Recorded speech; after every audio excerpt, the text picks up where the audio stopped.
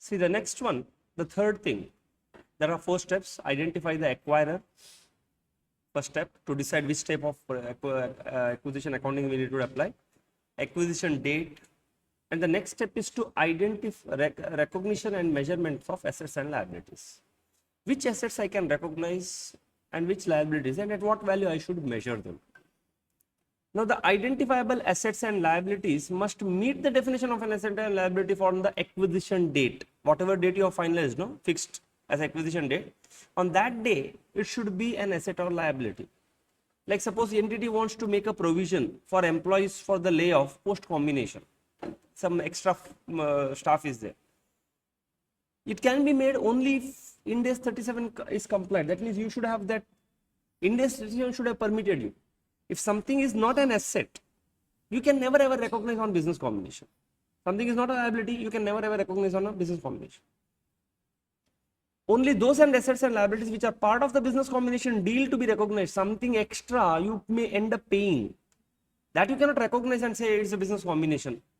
So you need separate accounting if it is included in the purchase acquisition.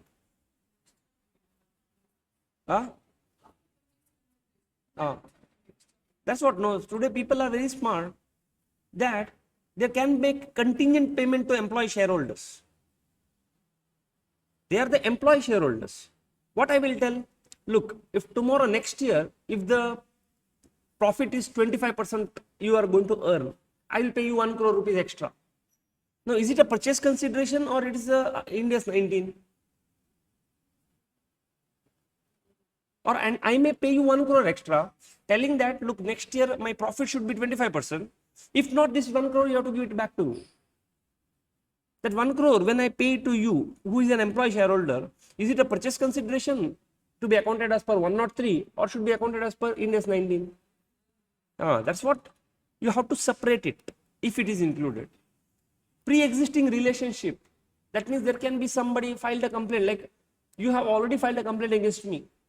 And when I take over you, is that complaint valid anymore? No, because at a consultation level, you and me are one entity. There's no meaning that I have filed a complaint against myself. Okay, we will discuss in detail. These are all part of purchase consideration. I'll show you. And the reimbursement of the acquisition cost. What I might have done, I might have told you, you please do one due diligence and give me the report. I will reimburse you. So when I reimburse you the purchase acquisition related cost, it should go to P&L account and not part of the purchase consideration. An acquirer may recognize certain assets and liabilities which is not even recorded by the acquiring. It is not in your balance sheet, but I can recognize. See, first rule of business combination is it should be asset or liability. If something is not an asset or liability, neither you nor me can recognize it. You are acquiring, I am acquirer. Second rule is when I pay you for certain things, it should be for your assets and liabilities only or for your business. Something existing relationship, I am settling it, I am reimbursing you for some cost, I am paying you something salary in the form of purchase consideration, those things should be out.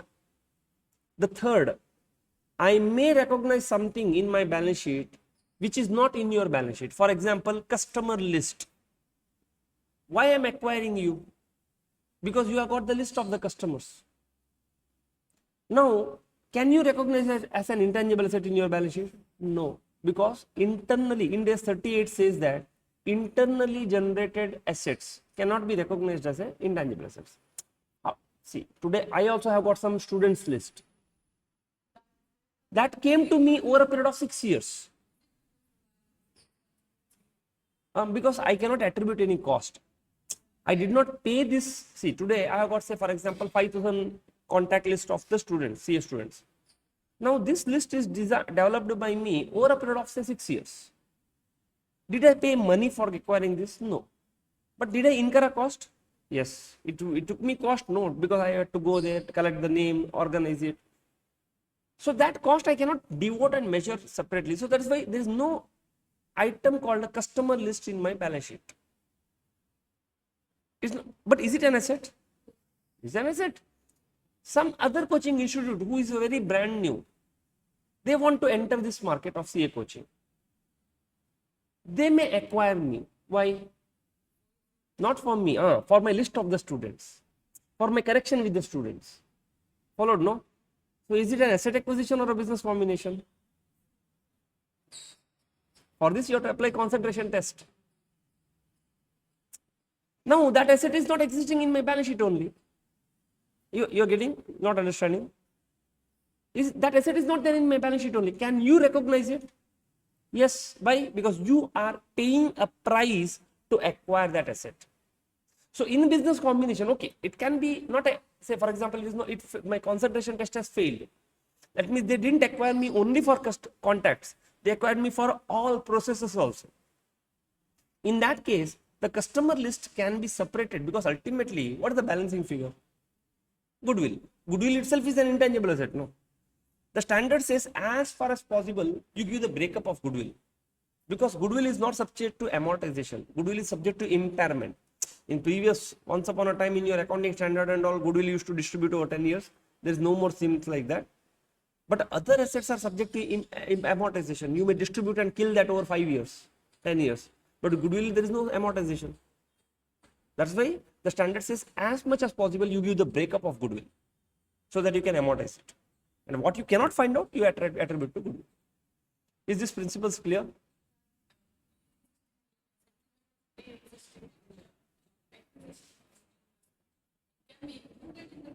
If it is included, you have to separate. We, not we, whether that contract included, because see, as an accountant, nothing is in our hand. Our hand is to understand the contract, understand what happened, what my standard said, and account it. Now, who will include or who will exclude it? Those people, CEO. Included, including reimbursement. Split. We have to pass, well, not writing, while we pass the journal entry, we have to split. Suppose 100 crore rupees is paid, out of that 1 crore is the reimbursement. Then we have to pass one split entry. That 100 we have to break into 2 pieces, and that 1 crore we have to take it as a transaction cost expense. Yeah, we will discuss. Not that, because there are problems on this. Every single point we are going to discuss in the future.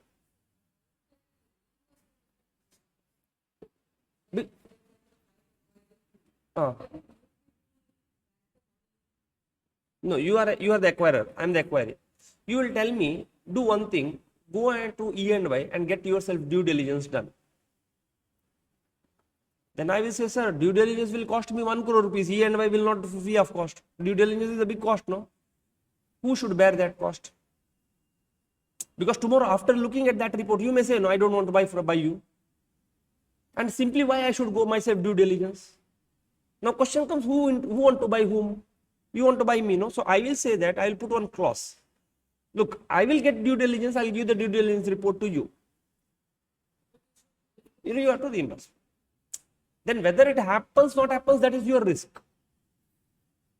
If it happens, if it not happens, then there is no question of business combination. But if it happens, when you pay me 100, will that 100 include reimbursement also? Then that's why you have to separate it. And because that 1 crore is not paid for assets, it is paid for one test examination, which is not pertaining to it. Because of that only this should happen, not there. No, due diligence is one test or some, what is that called, verification is being done. So standard says all the acquisition cost should be transferred to the P&L. Post whom? Acquirer. Are you clear? Yes. How should you measure? See, PP says initially the value asset should be measured at cost, no? 109 says initially should measure it at fair value. Like this, Ind AS 103 says in the CFS, when the net assets comes for the first time, no, it should be at fair value. That means individual asset, you have to call a valuer and value it. What is the fair value of the fan? Where is the fair value of the PP? Where is the fair value of the intangible asset? And you have to take over at that value. Yeah, definitely. The business combination, this exercise would have been done. Yes, that's it. Theory.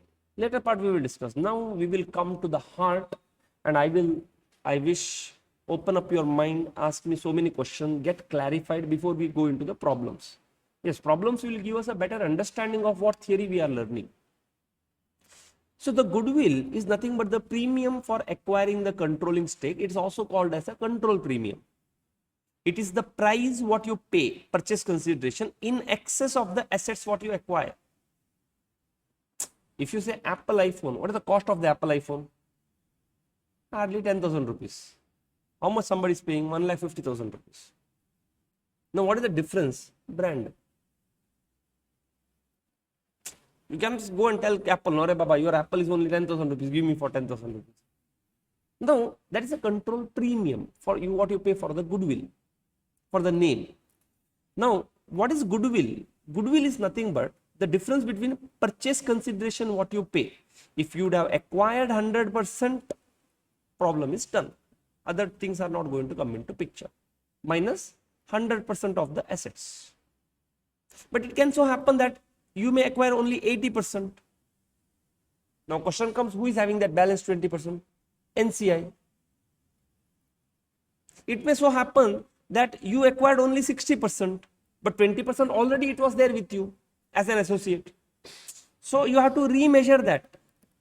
But ultimately 100% of the equity, what you took over, is it matching with the 100% of the net assets?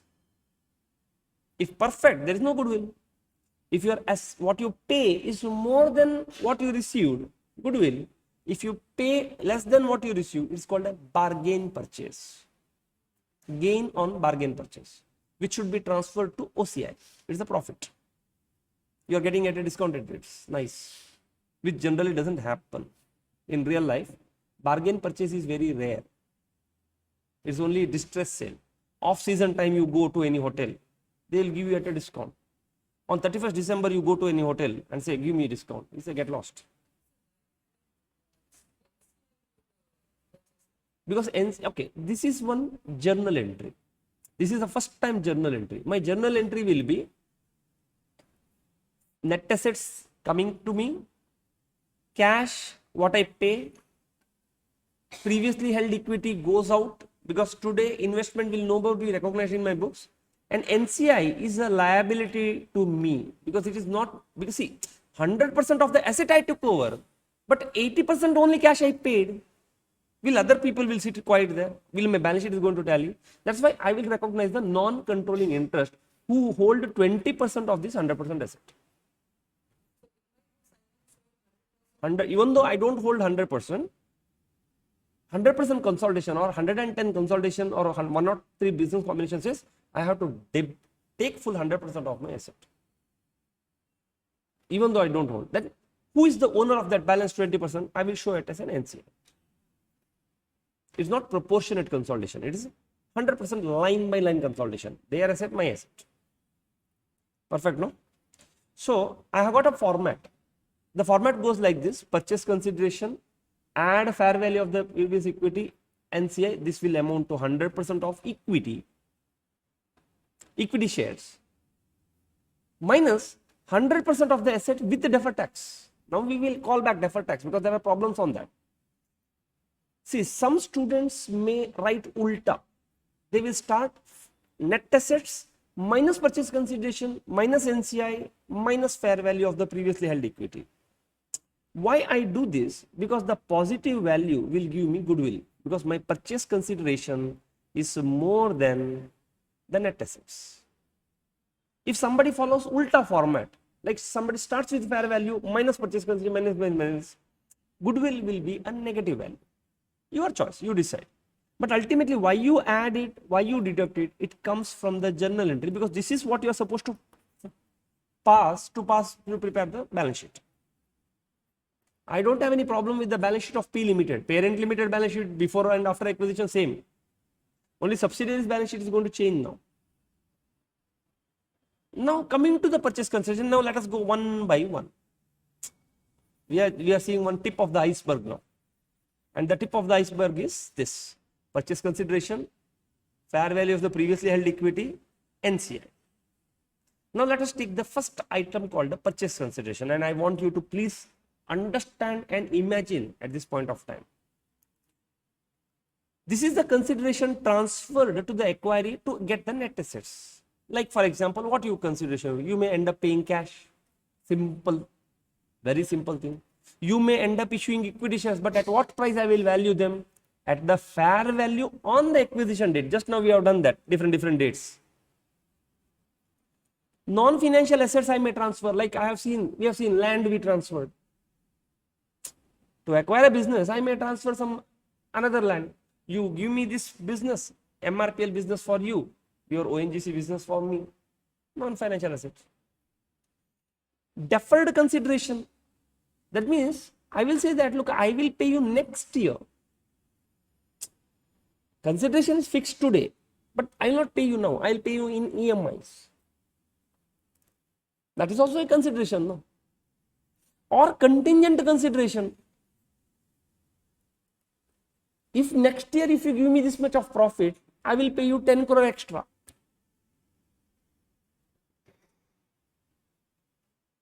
So how to value? See, today to value cash, no problem at all. Fair value right now. How to value equity shares? The fair value of the equity shares on the date of acquisition multiplied by the number of shares. How to value the non-financial assets? At a fair value, whatever assets given up. How to value deferred consideration? Present value of the deferred consideration. When I plan to give you 2 crore, after 2 years, no, present value of that today is the purchase consideration. Contingent consideration, the fair value of the contingent consideration.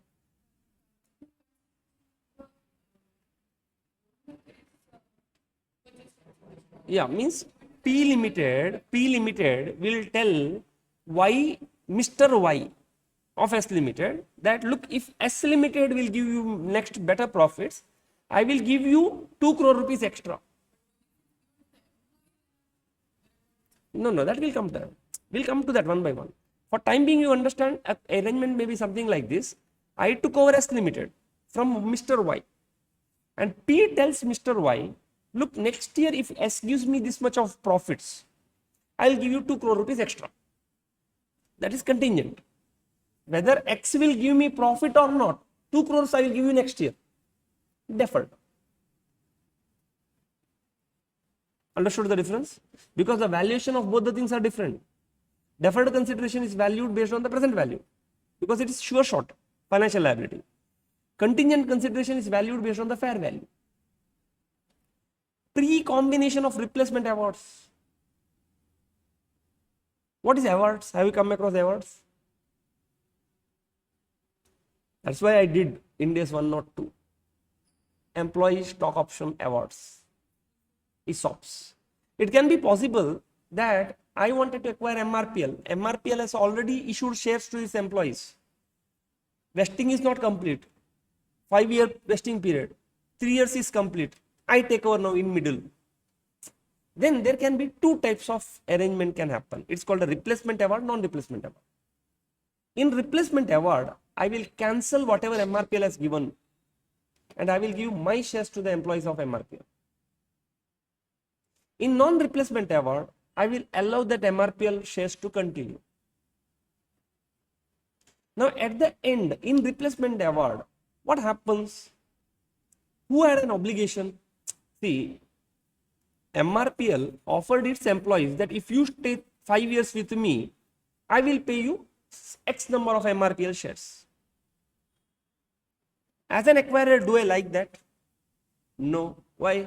Because if you give MRPL shares to that employee, my NCA, my stake will come down. No. That's why generally I'll do one master plan. The day I take over, no, I will cancel your plan and I'll give my shares to you so that you become my shareholders. Employees of subsidiary becomes parents shareholders. Have you discussed this type of arrangement? Last in Ind AS 102, have you not done that? Parent and subsidiary issuing shares, reimbursement cash. Now, there can be 2 types called replacement and non-replacement. In replacement, at this point of time, just understand, I will not explain everything. In replacement, I will just replace the employees' awards with my awards. My awards, my shares. Going forward, once that 5 year is complete, that employees are going to get whose shares? The acquirer's share. Acquirees employees will get. I will acquire right now, acquirees shares now. Straight away. Now that acquiree become my subsidiary. But when I see that some Options are outstanding. In next 2 years, it's going to mature. Then what happened? No, my stake may come down, right? So what I will do, day one only I will cancel that. And I will tell those employees, you work for 2 years, I will give my shares to you. These innocent people will nod their head. No, I'm not telling that is a fooling. In fact, I will give better offer to them so that they will work with me. Otherwise, they will leave. No, it's a big problem. After acquisition, I want to keep some key employees in my organization because they know that organization better. So pre-combination, see, understand this format. This format is very important. Only pre-combination replacement efforts will come. That to pre-combination, not post-combination. You have to do one working. Pre-combination effort and post-combination. In every single question, just to see whether these components are there. Problem is solved. Your problem looks very easy. It doesn't matter how big problem it is. In every single question, just remember, okay, do I have got cash? You remember in 116, I have to tell you, check whether the variable component is there, check whether fixed is there, check is there. Like only 5. That's why every single problem, if you see, I start with one format. In fact, you should design that format. I'm helping you. Okay. But understand why I designed it and what is the logic behind that format. So if you go through this format and check the question, you should be able to fill up that format. But don't do that blindly. Understand the logic behind it, because if they twist it, you should be able to understand, twist the format also. Now, purchase consideration excludes what? It includes all these values. It excludes contingent payment to the employee shareholders, if and if included only. Because if it is not included, no headache. Because if this cash includes this contingent payment, settlement of pre-existing relationship and reimbursement of direct execution. Just now we have seen that 3 cases. So we have to exclude it from the considerations. So including, I need not explain your cash paid. Should I explain? Equity shares, non-financial assets. I don't want to discuss. Let me discuss on the deferred consideration, which I already told you. Always the deferred consideration which is paid, there is no uncertainty. Sure shot I have to pay, but next year. So I am going to find out the present value and account it today. Contingent consideration, you may pay based on occurrence or non-occurrence of certain events. So I have to measure it to today's day fair value. Which one? On the date of acquisition, I have to value this contingent consideration. I will tell you the journal entries also, because ultimately every single damn thing you have to understand in the form of journal entry. Don't understand in the form of format there. Look what journal entry is going to come there, because format itself is journal entry, no? Now, here there is one catch. See, deferred consideration, there is no problem at all. Why? Because I am paying in cash. But contingent consideration, I may end up paying in equity shares also, no? I will tell you next year if the this is very good, profits are good, I will give you 5,000 shares extra of me. Then I need to classify the obligation to pay the contingent liability into equity or liability based on fixed for fixed test of 109. For example, if you pay 20 crore additional cash, if 20% profit is achieved next year, it is financial liability, which is measured today at its fair value. If I say I will issue 100 additional shares next year if the 20% profit is issued, today I should classify that contingent liability as an equity, not as a financial liability in my consolidated balance sheet. For time being, just understand, because we are going to solve the problems. Problems will give you better clarity here. Because when the presentation comes, and if I am going to issue a contingent consideration next year, I have to treat it as an equity, not as a financial liability. But if it's the cash, it will come as a financial liability. Because here, they are going to ask you, prepare balance sheet as per Schedule 3 format. And it will fetch you mark, everything where you show, what you show. It's not just you solve and show a number there. If you want to fetch full marks, prepare as per what they are going to tell you. What are the principles? So consideration should not be confused with the deferred consideration. Don't confuse it, because in deferred consideration there is no uncertainty. In contingent consideration there is a certainty is there. Uncertainty is there. You may pay, may not pay. That's why you have to value at a fair value. Deferred consideration always valued at a present value. Yes, now we will go to ESOP. Since already we have done 1 or 2, you should find it much simpler and you should be able to understand it. And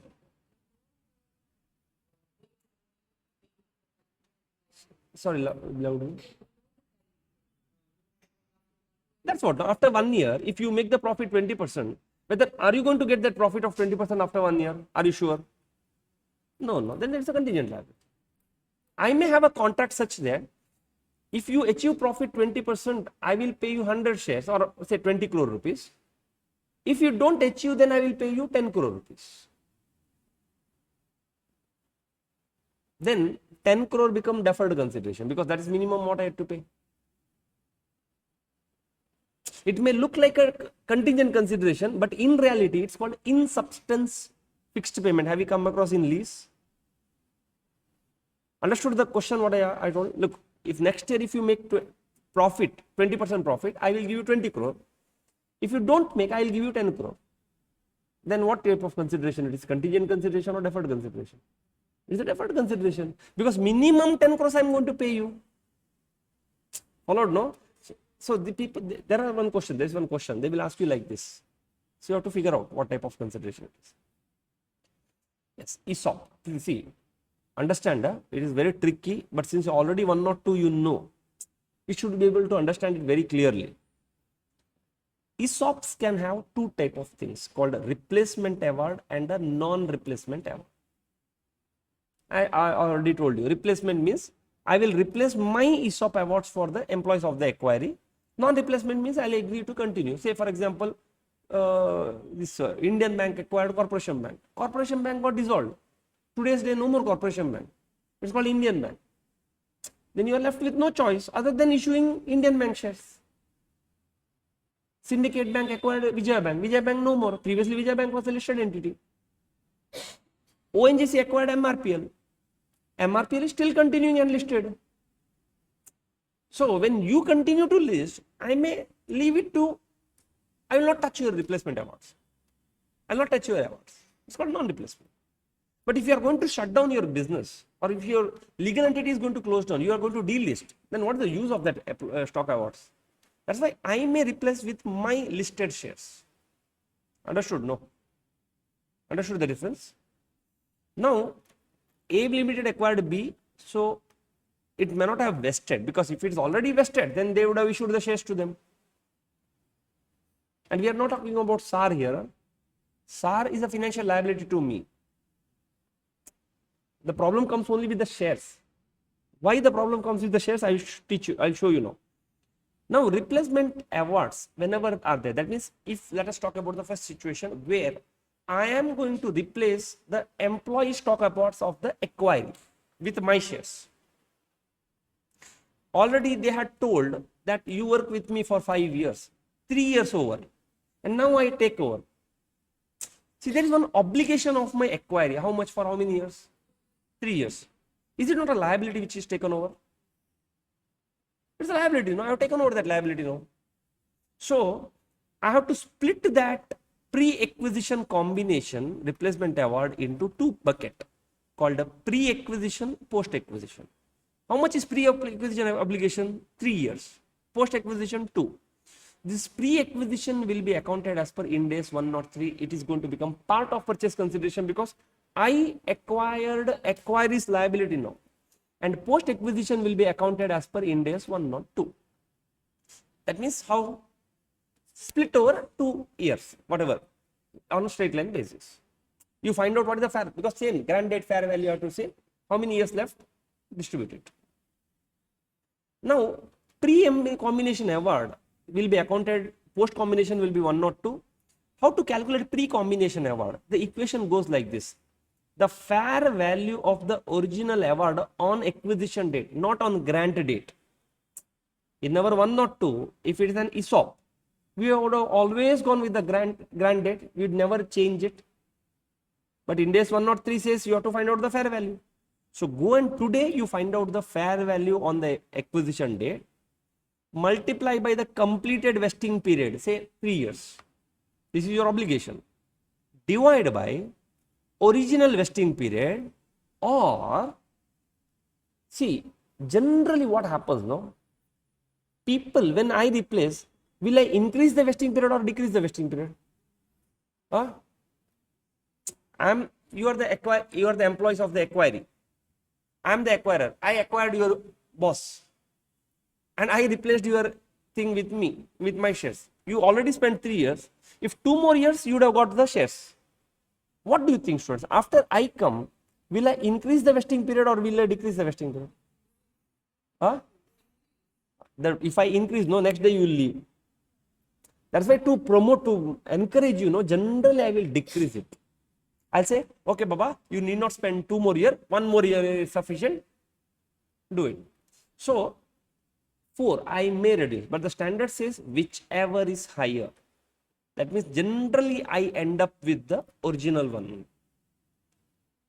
Because I never increase it, I will not make it 6 years. You will leave and go. I will reduce it for, say, 4 years. Whatever, but standard says no, even though you have reduced it, we will take the original one. What is post combination as per 102? Simple. Whatever fair value of the replacement award on the acquisition date, you minus the pre-combination. You get the post combination. This you split as an expense over next 2 years. 2 years or 3 years or whatever vesting period. Now, if you have reduced it to 4 years, there is only 1 year left. No. Expense it only for 1 year. That is your choice. That will come. You will not pass any accounting entry right now. As 1 year finishes, you pass the accounting entry. Are you able to imagine the flow here? Because when I am explaining, I am imagining. I hope same imagination goes in your mind, because problem is one person can't see the other person's imagination. No, I could see here what is happening. When I am explaining you one figure, I could see a balance sheet in my mind. Are you able to see that when I am explaining this? No, enough. But you should be seeing that when I am trying to tell, look, what is this amount? This amount is something what you pass the accounting entry after end of the first year. Like as per 102. Today's day, I will pass accounting entry only for this by including it in the purchase consideration. Yes, now we will come to the non-replacement award. There are no questions, but understand the concept of non-replacement award. What I will tell? I will not replace your replacement award. You please continue with your existing owner's thing only. See, if it is going to happen, when it is going to vest, what is going to happen? See, these employees will become my NCI, no? In replacement award, they will never become my NCI because I issue my shares. But in the non-replacement award, if I allow them to continue with my acquiree's shares, they are going to become NCI after some time. So, since I don't replace the existing ESOP, if on that day, if something is already vested, it is going to become part of the NCI straight away. Something is not vested, I have to split into pre-combination and post-combination. Pre-combination is classified as an NCI. Post-combination, you will account as per year 102 later. That means, if I go back to the purchase consideration, the students, in this format, what I am going to add is only a pre-combination or replacement award. Post-combination replacement award will go to P&L next year onwards. Pre-combination non-replacement award will not be part of purchase consideration. It will be part of the NCI. Because here there are two things. No. Pre-combination replacement award I will add here. Pre-combination non-replacement award add to NCI here. Yes.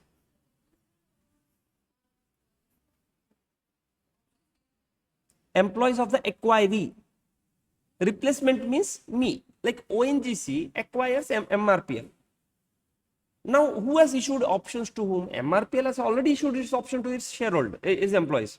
Now, ONGC tells, look, we'll cancel your MRPL shares. You take my shares. That's called replacement. That only will come as part of the purchase consideration. Which one? That to pre-combination part, not post-combination, for the proportionate vesting. Non-replacement means ONGC will allow MRPL employees to continue with the MRPL shares options. Then there is also one pre-combination and post-combination. The pre-combination will go and sit in NCI, not in purchase consideration. Don't see, ultimately goodwill you will get correctly, but the amount of you will lose the step marks there. Why? Because instead of adding to the NCI, you are shown it as a purchase consideration, non-replacement award. Replacement award only should be added to the purchase consideration. Non-replacement award pre-combination should be added to NCI. In principle, you are okay, no? Journal entries, we will see what type of journal entries are going to come. See, with this, again, I wish after I finish the classes, please go through this chart. Go to the Q&As. You see that synchronization is there and things will sit in your mind. And more importantly, you have to question. That is within your control. That is not within. See, these are all my choice. Correct, no? I can design the way I want it. Only thing is, your questions are not my choice. I wish you please open up, think more, because each person can think in different direction. Each you are coming from different background. So that you have to do at this point of time, because afterwards you will not get this opportunity. Pre-combination award, how to calculate? See, fair value of the original award on the acquisition date into completed vesting, original vesting or total vesting, whichever is high. But the post combination is fair value of the non-replacement award. Fair value of the replacement award, fair value of the non-replacement award minus pre-combination award. Same equation, everything is same. But only thing you should go with the non-replacement awards. Okay, so I can give one chart like this. ESOP awards can be replacement or non-replacement. Both you have to split into pre-combination, post-combination using that equation. Pre-combination will be added to the purchase consideration. Post-combination, you will not pass any accounting entry right now. You will pass only after the first year end. Non-vest, if the ESOP awards, which is non-replacement, is already vested, it is part of the NCI. If it is not vested, you have to calculate pre-combination and post-combination. If it is pre-combination, it will be part of your NCI, and post-combination will be as per 102. Perfect. Have we completed the purchase consideration? Are you very clear with all of these components of the purchase consideration, why we are adding it, what journal entries we are going to post? Yes, then let us talk about the exclusions, which is the crux now. With this, majority I think we are done. Now we are coming to that. That is called the exclusions. See, if you have paid cash, see, you have paid cash, no? Only and only one question, is this cash includes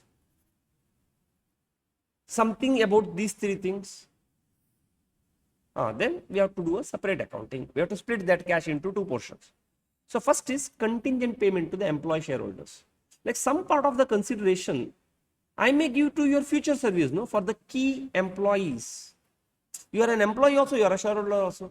Like when Walmart acquired Flipkart, there were two founders of Flipkart. Bansi, I don't know, I don't recall their name. There were two founders. One of the founder quit the job. Another founder continued. Binni Agarwal or somebody. Now, Walmart must have told him, you continue for 2 more years, I will give you 50,000 shares extra. 500 crore rupees extra. Like I told you, my case also. When I left, 2 more years if I had finished, now I would have got share options. Imagine if that share option value is 100 crore. Definitely, no, what hurry is there for me to leave the job right now? I would have continued 2 more years. Followed, no? Like this, somebody must have given a hefty offer, no? You stay with me for 2 years. Now, that is part of the business consideration or separate employment. See, if it is paid to employees, straightforward. It's a separate. But employee shareholder, because you are an employee also, shareholder also. So, that's why you have to exclude it from the goodwill calculation and employee as an employee benefit as per Ind AS 19. And if you are paying right now, it is an advance salary. Now, how do I know whether that amount is paid as part of the business combination or as part of your continuation of the future service? There's a standard gives you consideration factors. They say that you check the continuing employment. Are you going to pay? Suppose after Bini Agarwal, after 1 year he resigns, will he get that amount? If answer is no, then that means it is paid for future employment, not for business combination. Duration of the employment. I may say, stay for 1 month, I will pay you 50 crore. Or I will pay you 500 crore, stay for 1 month. That means stay for 1 month is just for namesake. So that treat this cost as an employee cost. But in substance, you paid a purchase consideration only. That's why duration is sufficiently 2 years. Yes, it makes sense for me as an auditor. Level of remuneration. Arey Baba, your existing remuneration is only 1 crore. 500 crore rupees I am paying you cash salary, it seems. Who will listen? Incremental payment, number of shares owned, non-compete agreement. So all these factors you have to consider to decide whether the payment you made to employee shareholder is really a part of the business combination or a future employment. So to avoid tax, I can also say no. See, because if I get full for my business, if I get one big lump sum payment, one big lump sum capital gain tax I have to pay. So what I can tell while negotiation? I'll say you pay me in part as an employee salary so that I can get some 10 lakh, 5 lakh deductions every year. So this tax plannings I can do there. That's why we have to see what exactly it is. Followed, no? So if it's paid as a part of purchase consideration, you should not be including in the purchase consideration. If it's already sitting here, split it. It's not, it's an advance salary. Don't take it to goodwill. Because something coming here, which you can't explain, it is going to land up in the goodwill, no? Because goodwill is a balancing figure here.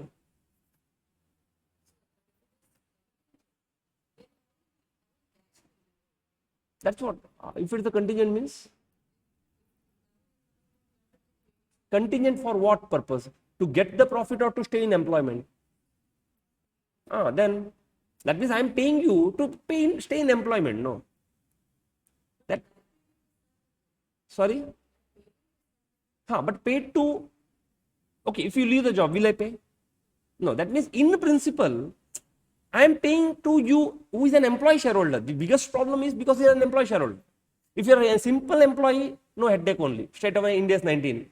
If you are only shareholder, no headache. It is a business consideration, it is a contingent consideration. But since you are an employee shareholder, I can play no. That's why if I will not pay you if you discontinue employment, that means it is paid in principle for your employment, not for your business combination. So that's why these rules we have to apply. Followed, no? See, again I am telling you, it may look complicated to you right now.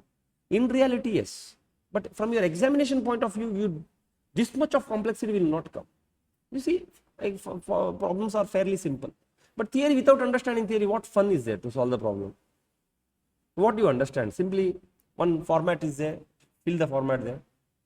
Now you see, once you understand what it is, you see how much fun you will get when you solve the problems. You exactly know what you are doing. Yes. Pre-existing relationship. Understand, huh? It's little tricky. An acquirer may have a relationship that existed before the business combination. Possible? Like, I want to acquire you. I'm your supplier also. You are my customer. You have filed a case against me. You are my franchisee. So many types of relationship we may have. So all the relationship we will broadly classify into two categories called a contractual relationship or a non-contractual relationship. There is nothing called a third category. Complete? Understood? Now, if it is a contractual, it can be a licensee, vendor, customer. Non-contractual means lawsuits. Now, a business combination makes one assumption. It says that, look, in your standalone statement, you are still a customer only. I am a supplier. In your standalone statement, a subsidiary has filed a complaint against a parent. Leave it in the standard. But when you talk about a CFS, subsidiary and parent is one entity. It is meaningless to say that I am a customer to myself. That's why the standards assumes that all your pre-existing relationship are settled in CFS on your business combination. That's why this settlement amount shall not be part of the purchase consideration. You have to exclude it. Further, if there is a settlement, there must be some settlement gain or loss. You have to recognize the settlement gain or loss. Okay. A pre-existing relationships. See students, very tricky part. Understood? It is simple. It says that there are two things, contractual, non-contractual.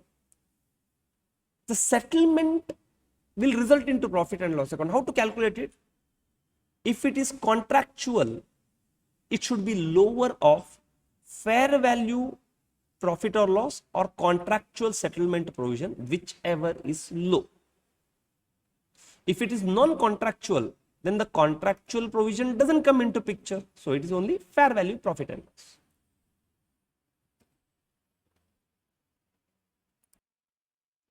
Yes, students, online students, at this point of time, I would like to, okay, anyhow, we'll continue because I could have, after that consideration, you could have discussed some theory questions. Anyhow, we will discuss this theory, contingent consideration plus pre-existing relationship together. Okay. If the relationship represents a market term, fair valuation do not result into gain or loss. That means this settlement will not have any gain or loss. But if the existing relationship is not at market terms, there will be gain or loss on the presumed settlement. In reality, settlement may not happen, it may continue. A parent and customer may be a vendor and parent and subsidiary may be a vendor and customer. But for consolidation purpose, the pre-existing relationship on the date of acquisition is going to get settled. And if the relationship is at the market terms, there is no settlement gain or loss. If it is at off market term, there will be settlement gain or loss. What? If it is a non-contractual, your settlement gain or loss is the fair value P&L. If it's contractual, if it is a lower of fair value and contractual settlement.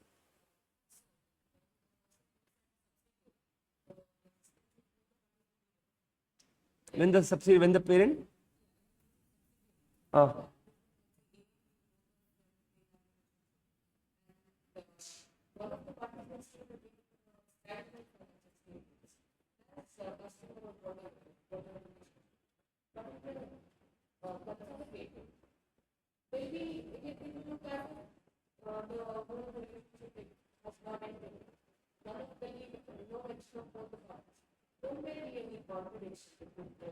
would there be any?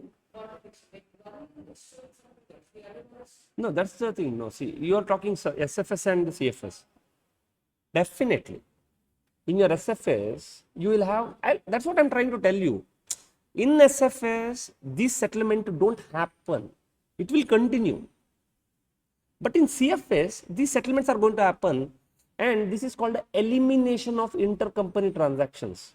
In CFS, you don't see this picture. In CFS, all this gets eliminated and you will show as a one entity. Again, at this point of time, theoretically explaining will take more time for you to grasp it. You will solve some problems, no, you will understand it better. And that too, after this 110 you do, things should be very clear to you. Okay, now have you understood this? The logic behind why they are telling settlement, non-contractual only fair value, contractual settlement of fair value, why it is lower? What is the logic behind it? Okay, I'll give you an example, okay? Why contractual relationship is lower? Say for example, this is you. You have given one rent to one person, say Mr. X. That Mr. X is going to give you some rent. This contract is for say 5 years. the present value of all the future rent is 10,000 rupees. Agreed? Understood? Now it happens that you marry this person. Now, on a standalone basis, both will continue. But on a consolidated basis, you and your spouse is one entity. Your spouse may continue to pay the rent to you. But do you enjoy that? No. You say, okay, if the money is with me or with my spouse, what is the difference? It's same. That's why they say that in consolidation level, we have to settle it. In standalone, we are not going to settle it. It will continue. Okay. Now, when it comes to the settlement, see what your spouse or ex is going to pay you 10,000 rupees in totality. Somebody will come and say, look, I will also pay you 10,000 rupees. Whom you will give? Don't think that, okay, that this is spouse or this is somebody part. From pure commercial sense, whom you are going to give this property? You say, it doesn't make any difference to me whether I'll give to Mr. X or Y, it doesn't make any difference. Followed, no? Now, this person says, I will give you 20,000 rupees. In reality, you will not cancel because this property belongs to your spouse. Oh, because somebody is giving 20, you will not say your spouse cancel this and give. But in consolidation wise, did you make a loss? You made a loss, no, because you and your spouse wealth, when you add together, you see that there is one property which could have got a better rent. Since because you are using it, you are not getting that much of rent. From a consolidation perspective, you have made a loss. That's what fair value loss. It's a notional, it's a imaginary. That's what we have to account now. But did you make a loss? Yeah. Will you cancel this contract? No, it's your spouse only. So this is called off market. Because that's what I'm trying to tell. If the relationship, that means this rental relationship is at the market terms, even in consolidation time, even though you are assuming to be settled, there is no gain, no loss. But if it is at off market term, like when your spouse is giving you 10,000, somebody is offering 20,000, it's an off market term. Now you open the rent agreement, and rent agreement says that if at all any time this contract will be cancelled, you are supposed to pay 5,000 rupees to rent as per the contract. Now tell me, chalo, for example, let us imagine another thing that X is nowhere related to you. From the pure commercial sense, what will you do? Will you cancel the contract and give this property to Y, or will you continue? You will cancel the contract. What is your loss? When you cancel the contract, are you not supposed to pay 5,000 to Mr. X? So 5,000 is your fair value or contractual loss. This is called a contractual settlement provision. Followed, no? And what is your fair value loss if you don't do this? 10,000. If you don't cancel the contract, your fair value loss is 10,000 and your contractual loss is 5,000. What you will do? You will cancel. That's why they said whichever is lower. Chalo, I'll give you one more situation. Your fair value is 10,000 and that person, Mr. X, says that if at all you have to contract, you have to pay me 25,000 because I have does this painting, flooring and all I have done. So your fair value loss is 10,000, but if you want to cancel the contract, you have to pay 25,000. What you will do? You will allow to continue. That means, what is your loss? Fair value loss, whichever is lower. See, they have designed this principle in such a way, keeping in mind the commercial common sense in mind. A person with a commercial common sense, what they will do in reality? So, whichever loss is low, they would have taken that decision. That's why they said, if that pre-existing relationship happens to be a contractual, your fair value loss, if it is not at the market terms, is the lower of fair value loss or contractual loss. Have you understood this terms? There's one beautiful question which has not yet come till examination. I was always thinking that question may come. I will tell you that. But have you understood this rule? First time I really literally struggled to explain this. I didn't knew this. I was writing mail to people in Google, somebody writes some article. Now I should send them mail. Can you please explain me that provision? Why it is lower? Are you clear? Why it is lower? But this problem doesn't occur with this. Why? Because there is no rent agreement only. So now only question comes, when somebody has filed a complaint against you, you have got a liability, you have made a provision. Is that provision value equal to fair value? If no, I will call it as off market, because you have not made a provision equal to its fair value today. That means the difference between the book value and the fair value is your fair value loss. And you need not compare with anyone, because there is nothing else you need to pay. Are you clear? Okay. With reference to this, I will give you an example of reacquired rights, because it can take any form, but in your study material, reacquired rights is specifically discussed. There are 2-3 questions on that. What is this reacquired right? Say for example, S Limited is the franchisee of KFC. Now 4 years ago, KFC granted 10-year franchisee right to S Limited at a cost of 2,50,000 rupees. That means 2,50,000 rupees they need to pay. Who need to pay? Who is KFC? You are KFC. Who I am? S. I am your franchisee. And I have made one upfront pay of 2,50,000 to you for 10-year license, so that I can show KFC. Otherwise I should say OFC, MFC, something different. No, I cannot use your brand. And if at all anybody has to cancel this contract, the termination fee is the unexpired fee plus 20%. That means right now, this is 4 years back you granted me. Every year you will charge I will charge 2,50,000 to expense, or you will recognize 2,50,000 as an income. And if at all you are going to cancel, what is your unexpired fee? Unexpired fees is 2,50,000 divided by 10 into 4. That means 1 lakh. 1,50,000 is unexpired. See, out of 2,50,000, 4 years how much? 1 lakh. Rest 6 years, 1,50,000. Amortization. 25,000 rupees every year. No, this is a 10-year license. 2,50,000 is the total value of the amount I paid. 25,000 is every year is the fees. For 4 years it is 1 lakh. For 6 years is 1,50,000. If at all you want to cancel this contract, you have to pay me 1,50,000 plus 20%, 1,80,000. Now let me consider, is this contract at market term or off market term? Now the fair value of the franchisee right on this acquisition date is 4,50,000. That means if you cancel this contract with me, that means what must have happened? KFC acquired S Limited. A franchisor acquired franchisee. On this day, the fair value was 4,50,000. That means if you cancel my right and give it to third party, they will give you 4,50,000. How much I will give you in future? 1,50,000. This is what you are going to get from me, 1,50,000 in future.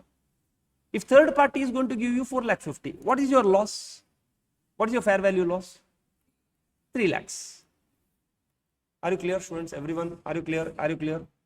Are you clear about this? Because see, this is the same study material question, only I am explaining as an example, so that problem I can explain within no time. Huh? Okay, first of all, 2,50,000 has got 2 portions. This part is clear. 1 lakh is sunk cost, gone 4 years.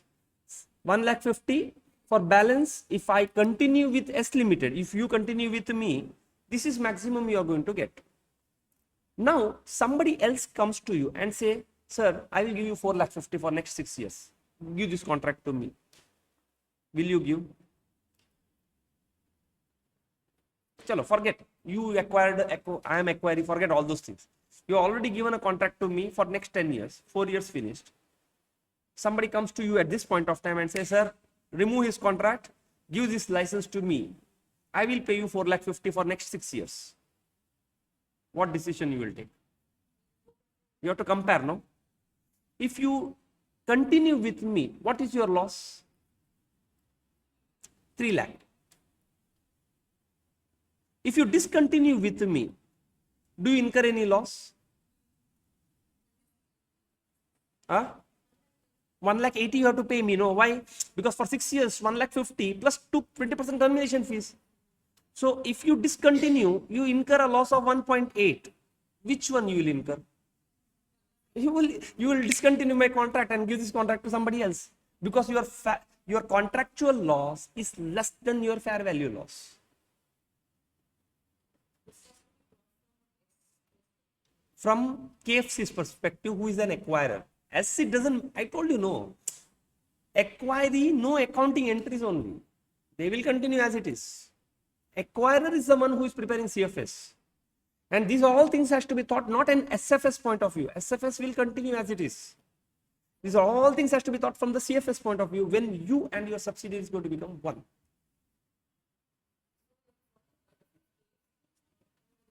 If it's a,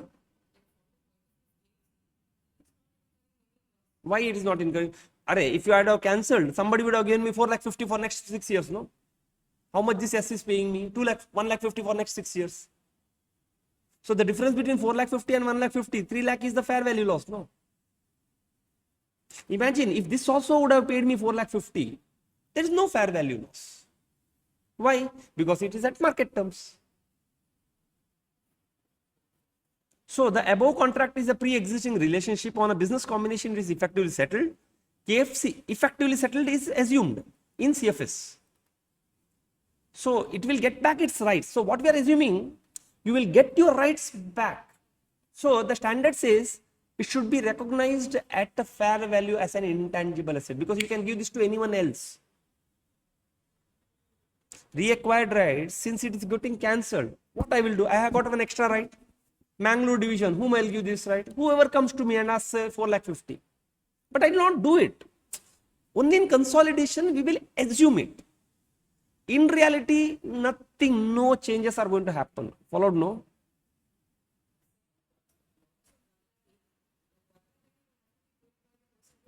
KFC has to pay to S Limited to cancel this contract so that it can be issued to the new guy. That's what contract says, no? Because S Limited is the franchisee of KFC.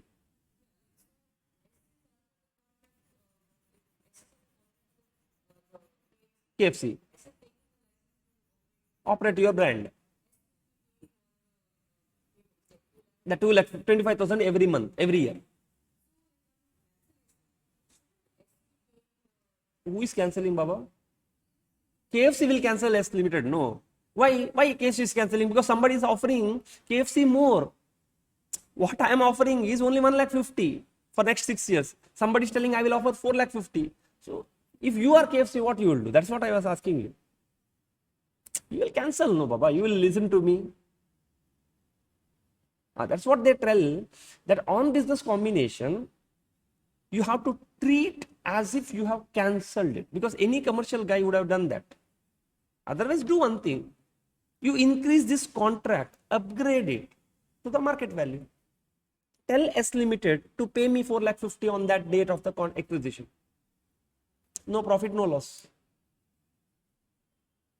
But if you don't do that, that means your intention is very clear, no? You are incurring loss which you are hiding. Why? Because, in that case, you already had idea 2 years back that you are going to acquire. So intentionally you must have given one license to this S Limited at a very cheap price. After 2 years you acquire them, and all these losses you hide. If you are not at fair value, I am telling you, we will bring out something like this. People will not understand. They will ask, what you are doing, Baba? We are bringing the substance out. Otherwise, simple thing, keep this 4,50,000 and see the effect. No effect at all. Simple, plain combination. Do it. You are not doing? Then show the loss. Understood? So my fair value loss will be the lower of 3 or 1.8. So if this was not done, you know what entry you would have passed? You would have simply said fair value of the net assets, say for example 40, cash you paid 50, for this S limited, and difference you would have taken to goodwill. If all these provisions were not there, this entry you would have passed to KFC to acquire S limited. You know now what entry you will pass? Fair value of the net assets 40 only. You acquired one right called reacquired rights. In SFS, in reality, it is not there. But at a CFS level, by doing this marriage, by having acquisition, you got your right back, which in principle can be issued to anyone. So that you bifurcate. Previously, this was sitting in this 10 only, hiding in this 10. You bring out as a separate asset so that you can amortize it over next 6 years in CFS. That's why you understand, students, CFS is complex. What you see in SFS, you may not find there in CFS. Understood? So I will, in that 10, I will take this, and goodwill becomes, and what cash you paid? You paid 50, no, not Baba 50. Out of that 1.8 is a loss settlement, no. Take it to P&L account. So instead of taking 10 to goodwill, you see, because of this one hanky-panky hidden off-market transaction, what I am going to pass one accounting entry, 4.5 I will recognize as a goodwill, which I will split it over next 6 years. 1.8 I will take to P&L account as a settlement loss, and balance 3.7 I will keep in goodwill, waiting for impairment. Otherwise, the 10 I would have kept in my balance sheet forever as an impairment, waiting for the impairment. Have you understood this?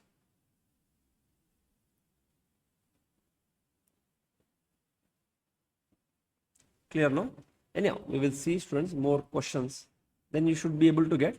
Again, I will share my videos also. You can always refer back. But I don't think so. Once you listen to me, my flowchart should help you next time. If the franchisee contract is at market term, okay, let us assume that if at market terms, what would have happened? I always say that if it is at market term, there is no settlement gain or loss. Okay, what is the fair value loss? 0. For next 6 years, what this S has to pay you? 4,50,000. What somebody offered you? 4,50,000. What is your fair value loss? 0. Contractual settlement 1,80,000. What you will do? 0. Do nothing. So your settlement loss is 0. So in original goodwill, you recognize only 4,50,000, and balance 5.5 you will recognize as a goodwill. That means you don't incur any settlement loss. Why? Because the contract was at market terms.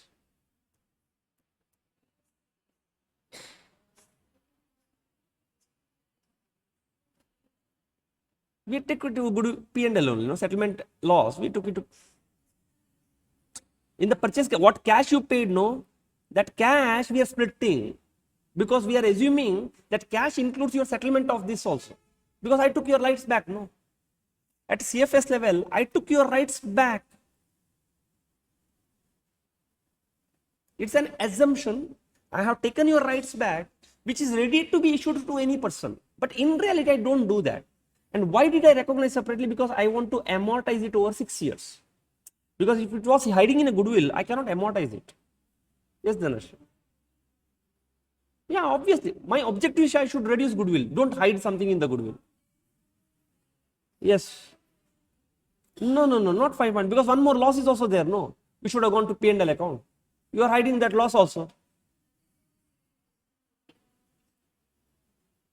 See, originally 10 was there. No. 10 has got 2 components there. One, the fair value of the assets acquired back. Another, since your contract was at off-market term, there was 1.8 loss was also there. Fair value loss. Or say settlement loss, whichever is lower. So you will treat whatever money you paid, 50 crore, entire 50 was not paid for the net assets. Out of 50, 1.8 is paid to settle the pre-existing relationship. Since it was at off-market term, you incurred a loss there.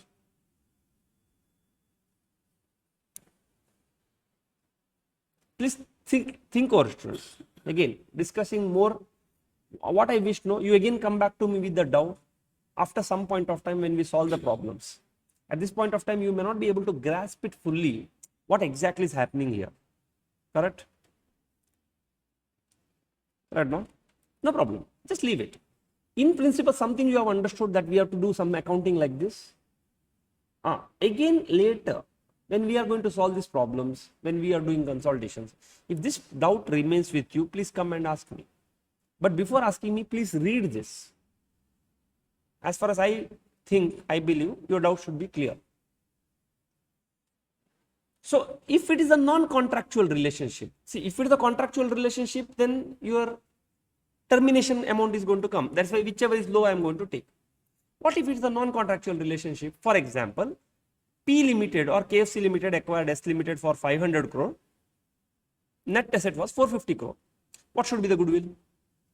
50 is the goodwill. Before this combination, S Limited filed a lawsuit against P Limited. That means already you have filed a complaint against me. I am your acquirer. Assume that the fair value of the liability on the acquisition date is 20 crores. P Limited has already made a provision for liability, and let us take two scenarios. One, 10 crore, which is off market. Another is 20 crore, which is market owned.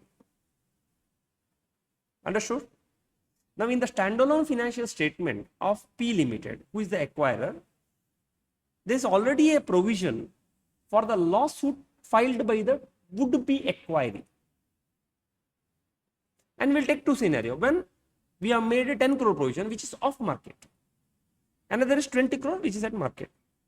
Now, when we say that we are going to settle that existing relationship, and you paid 500 crore, did you pay 500 crore fully for this 450 crore assets? No, there was one settlement, no?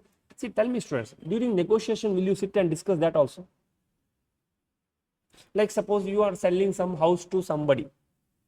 That party had to pay you some money for some reason. When you negotiate to sell the house, will you discuss that point also? That's exactly no. That's what they are trying to tell here. Pre-existing relationship means before you sold your house, some kitty was there somewhere. He had to pay you or you had to pay him. Those things will get settled at this point of time. Otherwise, it will remain pending forever. No. So, whenever this settlement happens, you bring that point also. Oh, that day you slapped me and you promised me that you will pay me 100 rupees. Okay, pay me 100 rupees now. Otherwise, you have to run behind him. He'll say, I'll pay you tomorrow, day after tomorrow. That's why this is called the settlement of pre-existing relationship. Now, if these provisions were not there, you would have passed one accounting, because of this provision, if it was not there, you would have passed one accounting entry, fair value of the assets 450, goodwill 50, purchase consideration 500. Correct? Because it is going to get settled pre-existing, and that amount is already sitting in the purchase consideration, I have to split now.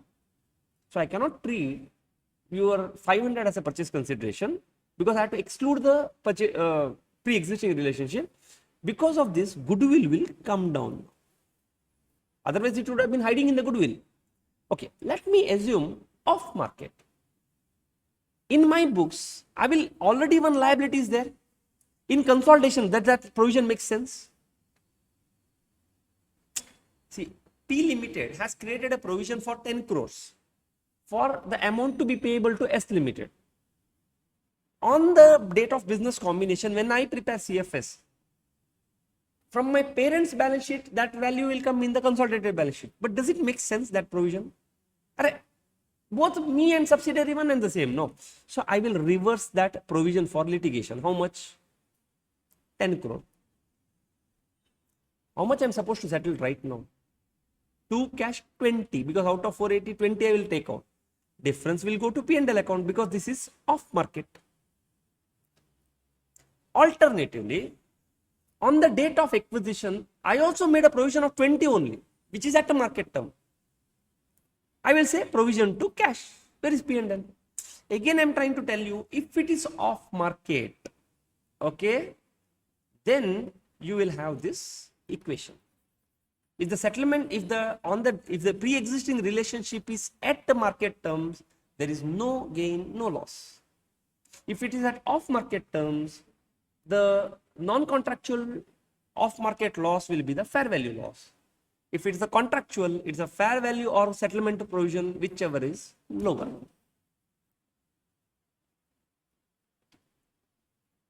Perfect. What? Clear, students? I'm feeling very good, students. Because, see, again, this clarity I didn't knew. And this came to me automatically. I didn't refer anywhere. It struck me, oh, this must be the case. That's why I always believe imagination is very powerful. These things came to me out of imagination. And then I realized, oh, this is what happens exactly. This is how it operates. Followed, no? So this example is clear.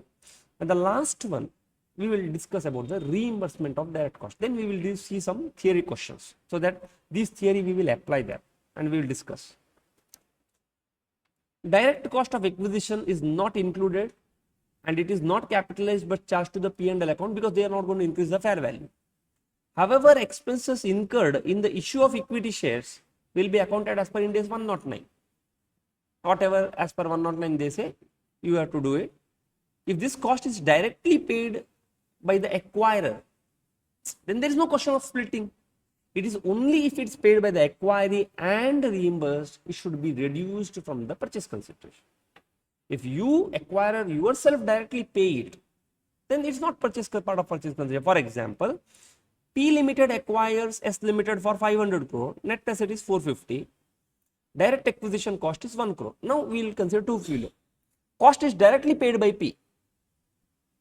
Then my accounting entry will be fair value 450, goodwill 50, cash 500. And since I paid acquisition cost P&L to cash 1, so total cash outflow is 501. Alternatively, what if it is paid by S and I reimburse? That means it is already hiding in 500. Then fair value 450, goodwill 49. That means something is hiding in the goodwill. I will take it and charge it to the P&L account. So in total, I will pay 500 because I am reimbursing it to the acquiree.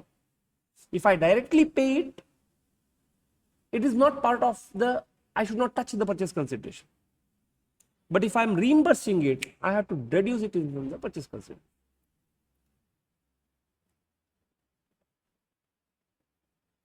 Clear? So now we will continue with the theory. And I suggest you, see, please go through. See, generally what happened, and after, till now, after I finish practical, then I have to come to the theory. But here I am no choice because practicals you will understand better if you go through the theory first.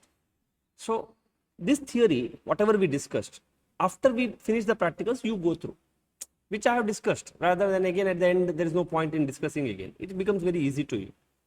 So at this point of time, you may not grasp everything, just leave it. But after we finished solving all the problems, please go through again. I have already shared. Now, purchase consideration. Company A acquires B in April for cash. Okay, now there is no headache. Who is the acquirer? Who is the acquiree? Who paid whom? Whose head? Those cases are done. Acquisition agreement states that the additional 20 million cash will be paid to the former shareholders of B if B succeeds in achieving certain performance target. A determines fair value of the contingent consideration to be 15 million at the date of acquisition. At a later that the probability of meeting the performance target becomes lower. Target becomes less. How the transaction shall be accounted? What type of consideration is this?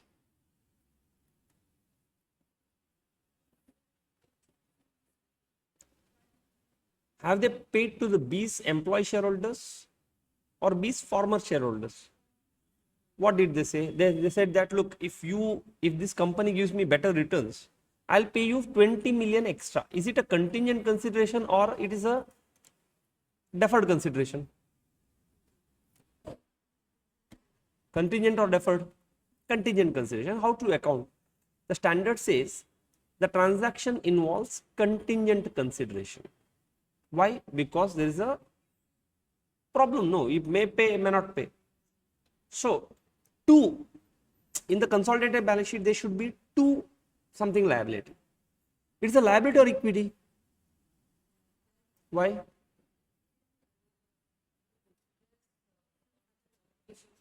You have got a contractual obligation to pay cash. Fixed for fixed doesn't comes because what you are paying is cash, not issuing shares. Now, at what value I should recognize this contingent liability right now? At a fair value today, not at 20 million. 20 million, what I'm supposed to pay. What is the fair value of a contingent liability? Have we discussed it anywhere?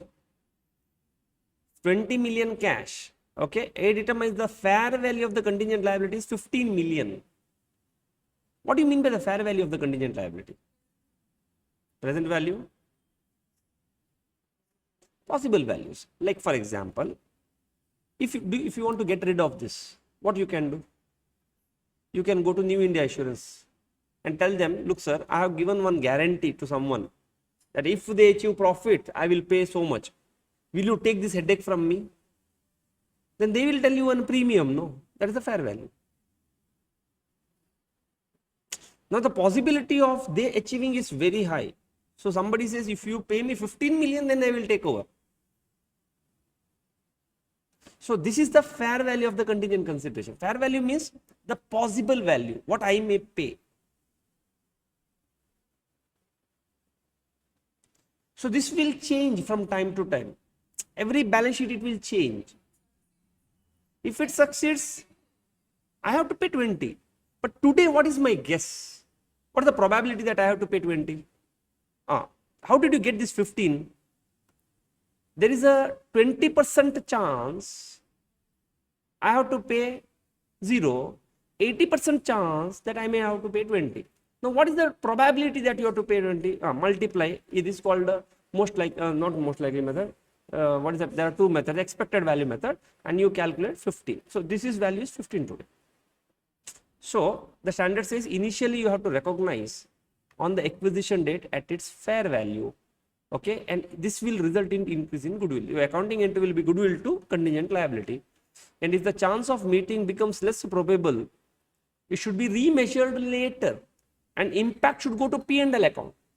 Later, if this probability is going to go up, say it becomes only 60% and probability is not paying 40, then definitely it will come to 10. Will you touch goodwill again? No. Then when the contingent liability is going to come down, it will go to P&L account subsequently. On the acquisition date, your accounting entry will be net assets account debit, whatever it is, goodwill account debit, whatever it is, to cash, whatever it is, to contingent consideration 50. So the moment more and more you increase, is it going to change? No. More and more credit is going to come. Where the effect will come? Goodwill. So literally, can I say my accounting entry is goodwill account debit to contingent consideration? Understood what I am trying to tell? Clear, no? Yes. Now, how's the okay, very important question, test your knowledge 10. So many times in MTP and RTP it has come. How should the contingent consideration payable for a business combination be accounted on initial and subsequent measurement? On 1st of April 2011, A Limited acquired 100% equity interest in B Limited. Who is the acquirer here? A is the acquirer. As per the terms, purchase consideration shall be paid in 2 tranches. Immediately you have to issue 10 lakh shares having face value of 10. Further 2 lakh shares has to be issued, which is fixed number of shares, if the profit exceeds 1 crore. What type of consideration is this? First one, non-contingent, regular consideration. What is this consideration? Contingent consideration, because 2 lakh shares you may issue, may not issue. Fair value of the shares on the date of acquisition is 20. So how do you multiply 10 lakh shares? Into rupees 20 of the acquirer. In mergers and acquisition chapter you must have done.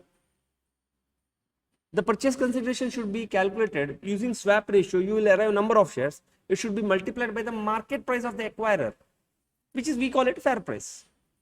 Further, the management estimated that on the date of acquisition, the fair value of the contingent consideration is 25 lakhs. How did you get this?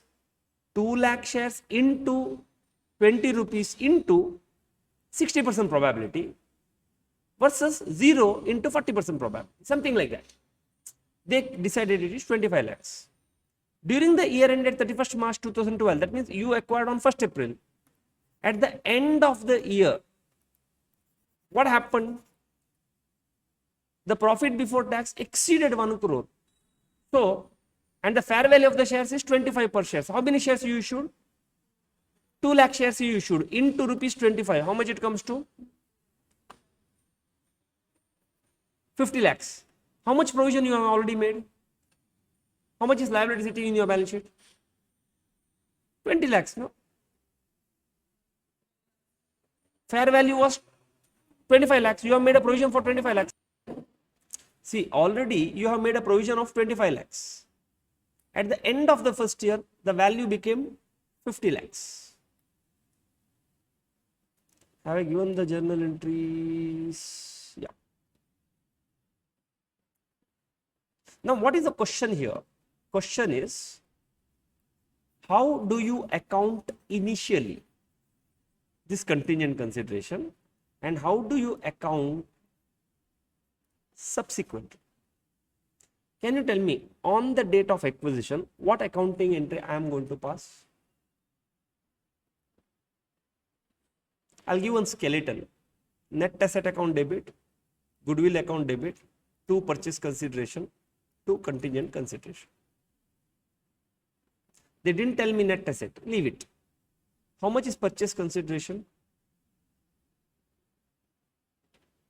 Goodwill is the balancing figure, no? Net asset, have they told you? What is the value of the assets you acquired? They didn't tell, leave it for time being. This is the balancing figure. Do you know what is your purchase consideration? How much? Huh? How did you get? 10 lakh shares into rupees 20. What is your contingent consideration? 25 lakhs. Not 2 lakhs. They told you, no, straight away value only told. The fair value is 25 lakhs. Finish. Done. I am done. At the end of the first year, see what is this purchase consideration? Cash. You need to remeasure what? Contingent consideration, because it is a liability. What is the value of the liability now? Okay, shares. Equity share capital. If difference is there, difference between, what is the difference between 10 and 20? Share premium. It is equity share capital. Yeah, your observation is correct because we are issuing shares, no? It is equity share capital, but I am issuing at 20, no? So, to equity share premium. Face value 10 and your premium 10. Now tell me, is this classified as a financial liability or equity?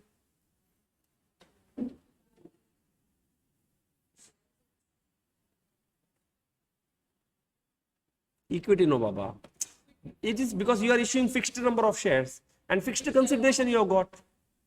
1 crore, whatever, profit more than 1 crore is the fixed consideration. So you have got that. So you will classify it as a financial equity.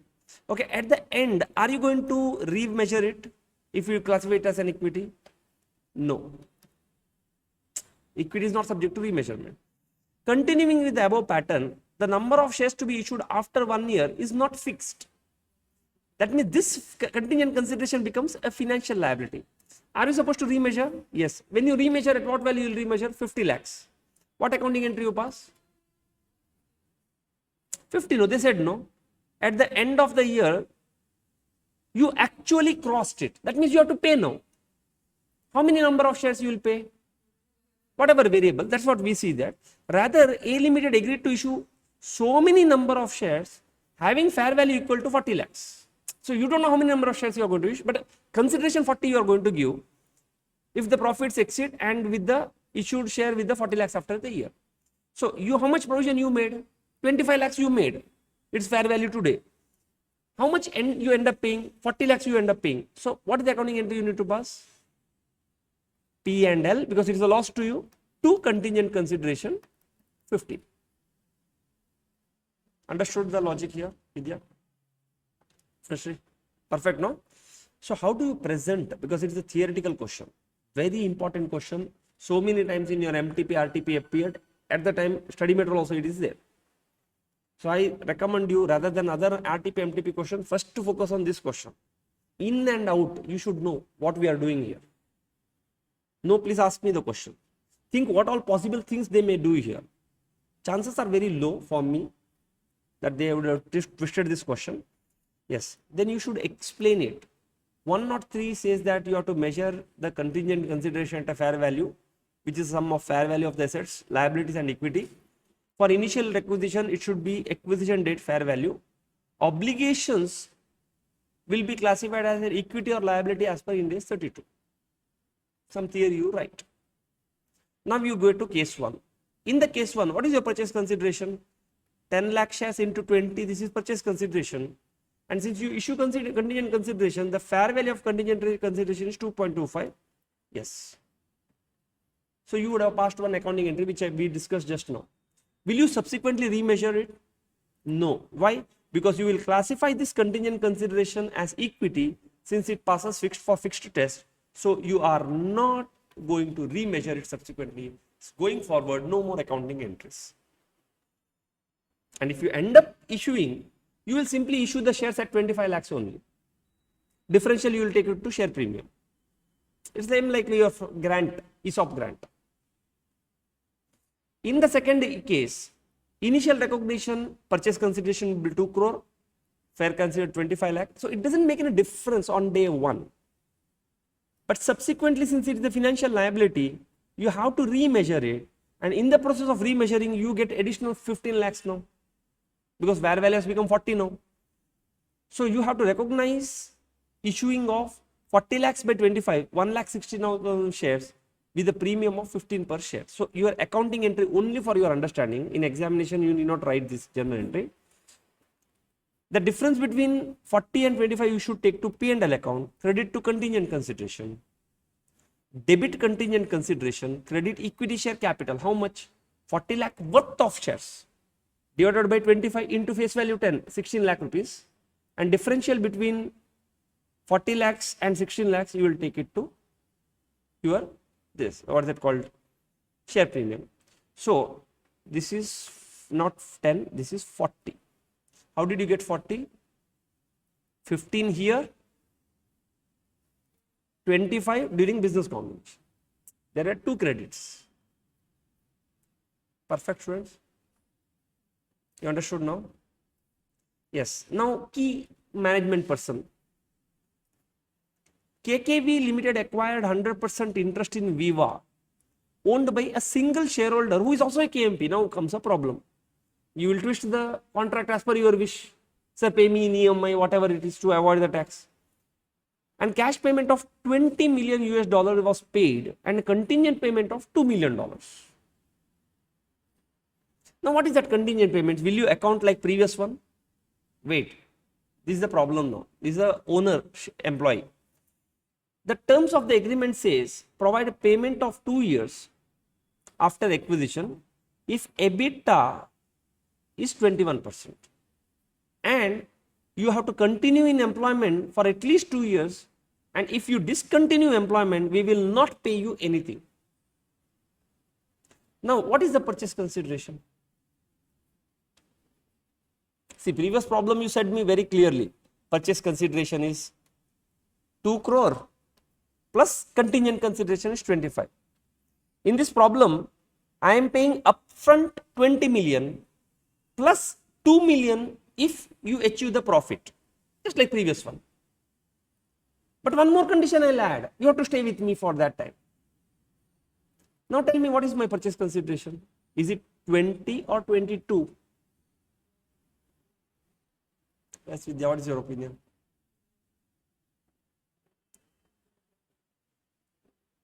Yes. Questions are clear now, what I am trying to tell? What is my purchase consideration? Previous question you told me purchase consideration is 2 crore 25 lakhs. 2 crore is what is paid right now. 25 lakhs is paid if the profit is achieved. Here also similar situation. 20 is right now. 2 is if the profits are achieved. So my purchase consideration is 20 or 22?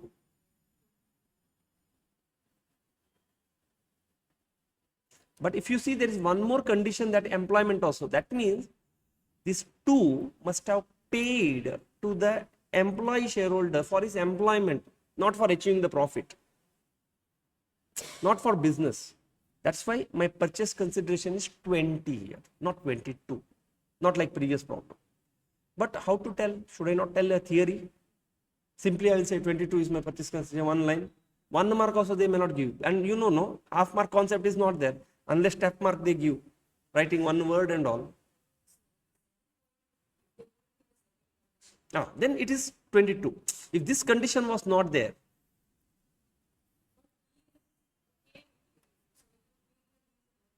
he is an employee. That's what this condition says, that it is a paid to KMP in his capacity as a KMP, not in his capacity as a owner.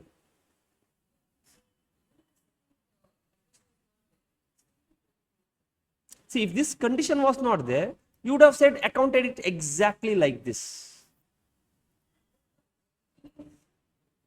Because he is an employee, but what you are paying him? You are paying him for a business, no, not for his employment. Because of the second condition, you come to know that you are paying him this extra 2, not for the business, for his employment.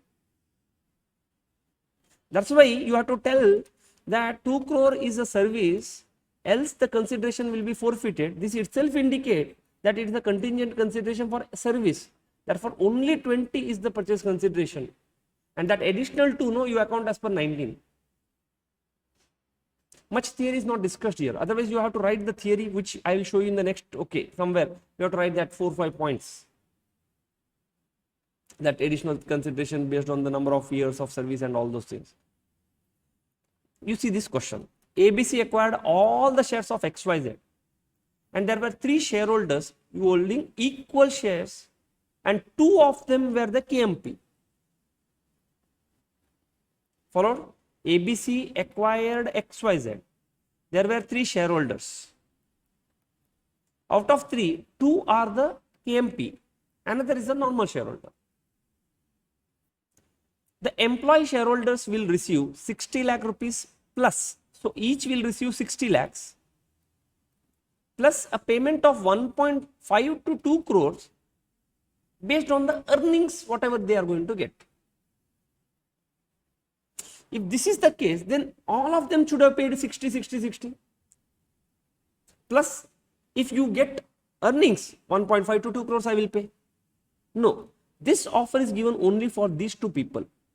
For that employee, non-employee shareholders, what they said? They said for this non-employee shareholder, they said that they will give 1 crore. Okay, no problem. Let us see. That additional payment what you pay will be forfeited if they leave the employment at any time during next 2 years. And it is reasonable also. If they stay, this amount of payment is reasonable. Now tell me, students, what is my purchase consideration?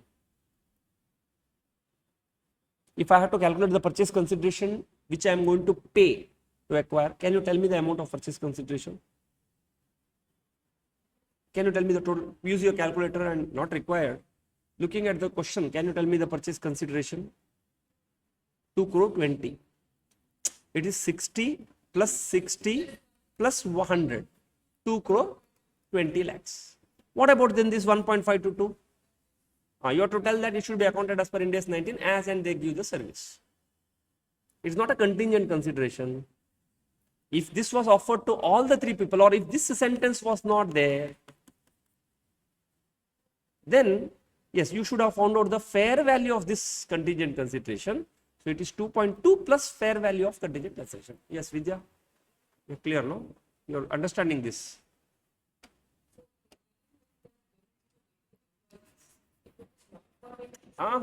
Employee shareholder, tell that. If it's simply paid to an employee, it's your liability I am taking on. It's like a ESOP. Or it is something third. It's only employee shareholder. So you say that contingent consideration of 1.5 is for service. Therefore, it should be accounted as per 19. So it is post-employment service. They didn't ask you your purchase consideration. What's the question? How much should be attributable to post combination service? Simple. They didn't ask you what is your combination purchase consideration. You are very clear? Yes, now we will talk about the replacement award. You remember? Just now we discussed, some time back. Green acquired 100% stake of Pollution Limited. Pollution name itself is Pollution. I think it's going to close now. A part of the arrangement, Green Limited had to replace Pollution's existing equity share because Pollution is going to close now. Original award specify 5-year vesting period. At their acquisition date, they already completed 2 years. That means this liability of only 2 years is sitting on the Pollution's head. Because you cannot simply cancel. No, people will shout no, sir, we already spent 2 years. Suddenly you are acquired by somebody. They can go to the court and make the new acquirer to pay the compensation, Green. There is a liability. As required, Green is replaced the original awards with its own share-based award. So this is what? Replacement award. Becomes part of the purchase consideration. Which one? Pre-combination. Any award, you have to split into 2 portions. Pre-combination, post-combination. Post-combination, no accounting entry right now. It will be as and when, as per India's 102. Pre-combination, right now it's part of the purchase consideration. What accounting entry? Goodwill account debit to ESOP award. ESOP, in 102, when you debit expense, what you credit? Reserve. You call it by any name. You call it ESOP reserve, whatever it is. Here the accounting entry will be goodwill account debit to ESOP reserve. Now the value at the date original award is 500 on the acquisition date. Replacement award is 600. As on the acquisition date, they are expected to vest. If it is not vest, you will take out that. What is your accounting for the replacement award? Now can you tell me the numbers, students? How much should I add to the purchase consideration? And how much I should account as per Ind-AS 19? Yes, students, so please pause the video, do the working and tell me. Yes, this is correct. See, out of 200, out of 500, 200 is pre. Post meaningless because original award doesn't exist only. Your liability is 200 out of 500 is your liability, which the acquirer Green takes over. So out of 600, if 200 is there, 400 is the post. But what he does, how much is the remaining vesting period? 3. It was reduced to 2. That means this has to be split into 200 as per 19 for 2 years. Perfect. Everyone, see, I know it is a theoretical. So you have to do this. Replacement award has to be allocated between pre and post. Pre-combination award will be 200, which is 500 into 2 divided by 5, whichever is higher of original versus new. You have to write like this only in the exam. And what is post and how do you classify this? You will classify in other equity and add to purchase consideration because accounting entries is ESOP reserve. Reserve will go to other equity, no, as per 102. And it is your shares you are going to issue. Post combination will be 600 minus 200, which is 400. And this is accounted as an employee cost on SLM basis as and when the future service is issued. Can you tell me the journal entries?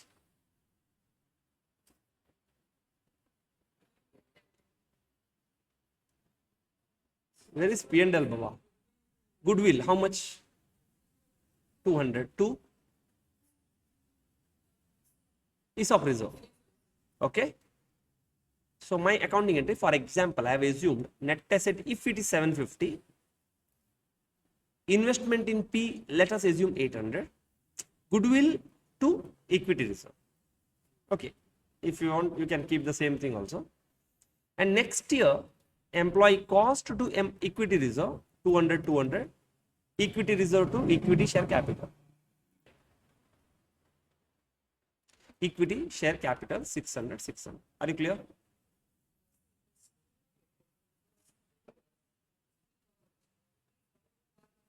Goodwill. Purchase consideration means the moment you recognize this, you have to debit. No, it's part of the goodwill. So the moment you bring any credits, say contingent consideration, deferred consideration, cash, equity share capital, it is going to hit your goodwill. because your net assets are not going to change.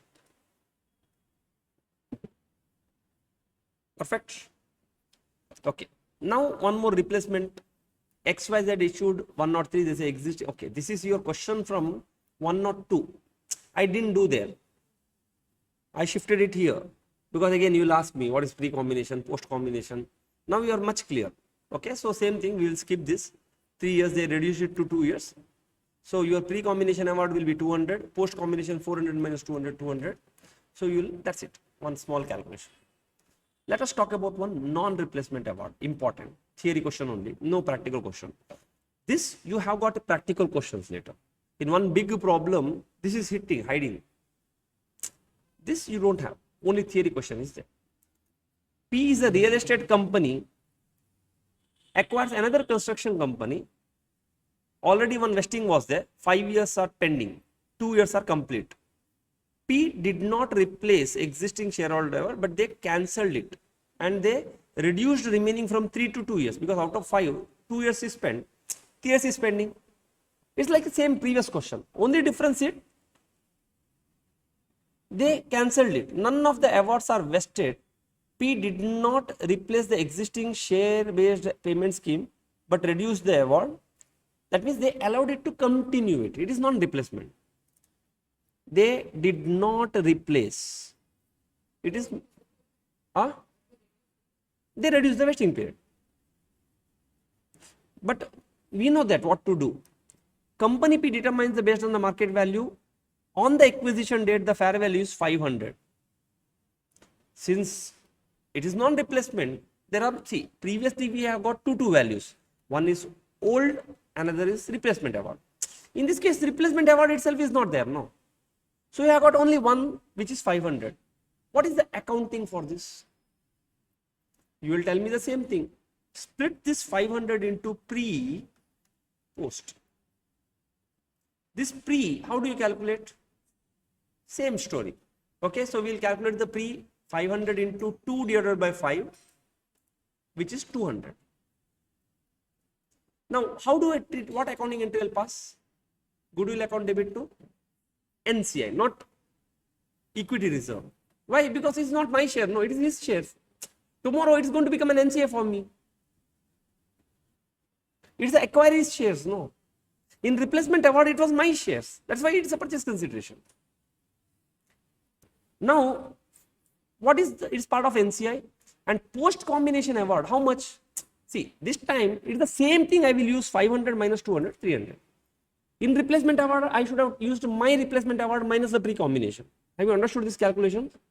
Please practice this and distribute 150. So my accounting entry will be goodwill account debit to equity reserve, but it is an NCI. It will not go under my equity. And then P&L to NCI, NCI to NCI.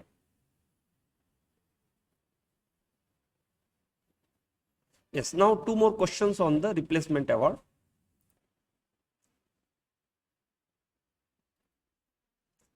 Progressive Limited sued Regressive Limited for an infringement of patent. Understood now? So Progressive has failed Regressive. Now 31st March 2002, Progressive Limited recognized the provision of 10 million related to its liabilities. That means they already made a provision on 31st March. Who? Progressive, the one who got sued. Now on 30th July, the person who got sued acquired the regression.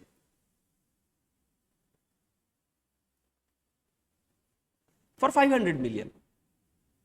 So for example, I am progressive. You are regressive. No, wait. Whom want to become? Acquirer or acquiree? Acquirer. Okay. I am acquiring. I have filed a complaint on you. You can call me regressive. You are progressive. And you have made a provision in your books 10 million. Now you want to acquire me. And you say, I will pay 500 for your business. I will remind you now. There is already one more case filing with you. So in that 500, is this 10 also included? Yes, generally negotiation will go like that. Now, today's day, the value of that is 20 million. You must have made 10 million or you may not have made a provision. Is it bothering me? I will say, see, today's day, that 20 million you have to settle me. So what recommendation you will do for accounting of this? Then you should say that it's a pre-existing relationship, contractual or non-contractual? Non-contractual. Is it at market terms or off market terms? Off market terms. Because if you also made a provision of 10, 20, there is no gain, no loss. But because of this, a non-contractual, there is a fair value loss to you. So you have to separate that. And we have to assume that. Then, no, when I file a complaint, will I enter into a contract with you, sign contract and then file a complaint? That's why it's called a non-contractual. In contractual means we get the right by signing some contracts. Now, in the given case, litigation is a non-contractual one, but there is a pre-existing relationship which is going to get settled. Means we assume to be settled in CFS level. In SFS, we may continue. Thus, a litigation liability of 20 crores should not be part of the purchase consideration because we are assuming it is getting settled. Since it is an off market, any difference between the fair value will be recognized in the P&L account. That's it. I don't think this is an examination question. That's why I didn't mark it important. It has never come also. But for conceptual sake, it is important. Now, what is the journal entry? Say, for example, if my asset is 400, net asset is 400, I will say bank is not 500. In that 500, I will split, take 20. And recognize only 80 as a goodwill. In that 20, I will give 10 and 10, where 10 is my liability existing in the books and litigation loss P&L 10. Clear?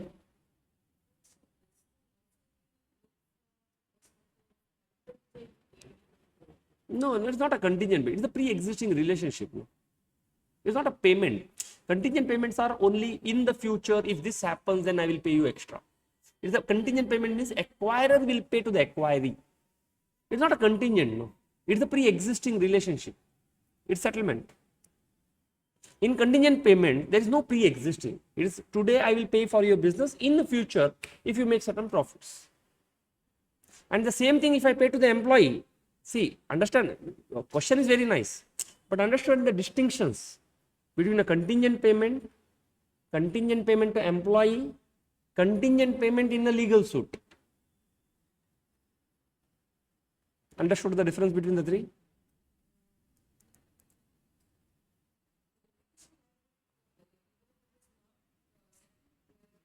We are assuming to be settled at the CFS level. That's it.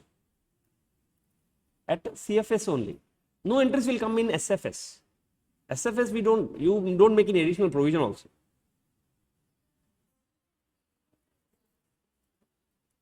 No, because this provision is coming in the books of Progressive Limited. No, from your books, you have already made an entry. See, when you consolidate, what happens? No, okay, I should have told that now, or when solving the problems, I'll show you. See, consolidation process goes like this. You have got a, I'll tell you again with numbers. You have got parents' balance sheet. You have got subsidiaries' balance sheet. But the subsidiaries' balance sheets are at a book value. You will prepare one CFS, and this is also book value. You take all the items of the parent as it is at the book value. But you may not take all items of the subsidiary. They will tell you in the question only which all items you took. Those items you will individually take at fair value, not at their book value. So the difference between book value and fair value is not relevant for you. You take at a fair value. Now, when you took over this, in the consolidated balance sheet, is this liability also came? It came, no, Baba. It came from the parent's balance sheet, no. It came from the parent's balance sheet, no. 120 crore liability was there. So 10 crore liability was there, provision entry. It came from the parent's balance sheet. But in CFS, is that 10 crore should be available? No, exactly. That's what I am removing now. In CFS, I am killing that liability, which is not more required. But in SFS, I will continue it. Sorry? In reality, but what I'm assuming, at the CFS level, it got settled. When you paid 500, out of that 500, you paid 480 for the business, 20 to settle that. Because a commercial common sense says that definitely somebody will settle that and continue further. No. It's only in accounting. Huh? And if you don't want, I told you again and again, if you don't want all these things, first settle that. Then touch business combination. First get upgraded things to market terms. Then settle this. You don't have any loss.